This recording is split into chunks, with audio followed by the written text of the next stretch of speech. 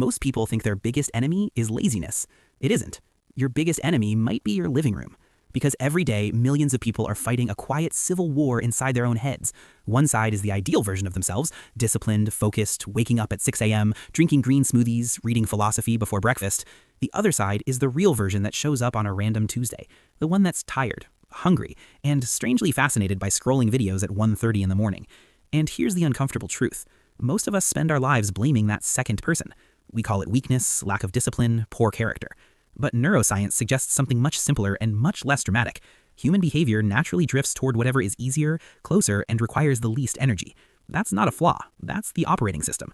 So when you leave your phone next to your pillow and then wonder why you stay up late, or you fill your desk with snacks and then question your willpower, or you keep every distraction within arm's reach and then feel disappointed in yourself, you're not failing a character test. You're losing a game that was quietly designed for you to lose.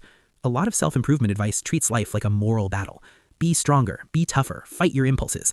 But if you have to fight your environment every single day, you will eventually lose. Not because you're weak, but because no human brain is built to win that war forever.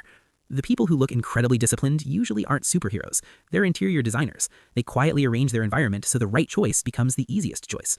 Want to read more? Leave a book where your hand naturally lands, not buried in a shelf behind 3 decorative candles. Want to work out more? Put your shoes by the door like they're waiting for you. Want to use your phone less at night? Don't rely on motivation at 11:47 p.m. Make the phone inconvenient. Put it across the room. Better yet, outside the bedroom. Humans rarely choose the best option. We choose the least annoying option. And surprisingly, that's incredibly useful information. Many people who seem disciplined aren't constantly giving heroic speeches to themselves every morning. They've simply reduced the number of arguments they have with themselves. Their mornings aren't a courtroom where future me and lazy me debate whether to get out of bed. The decision has already been made by the environment. That's why small changes create massive results, not because they're magical, but because they repeat quietly. A pair of shoes placed in the right spot, a cleaner desk, an app removed from your home screen, a phone left outside the bedroom. None of these feel dramatic, but human lives are quietly steered by small things like this all day long. We love advice that makes us feel powerful. Be more disciplined, conquer yourself, rise above temptation. But most of the time, you don't need a motivational speech. You just need to make it slightly harder for the worst version of yourself to show up. One of the most valuable forms of maturity is realizing this. You probably won't behave like your ideal self in every situation, but you can build a life where behaving well becomes easier. You don't need to become a completely different person to improve your life. Sometimes you just need to stop living inside a system that constantly pushes you in the wrong direction. Because whether we notice it or not, our lives are shaped by an invisible architecture. It determines what is easy, what is difficult, and what gets repeated long enough to become who we are.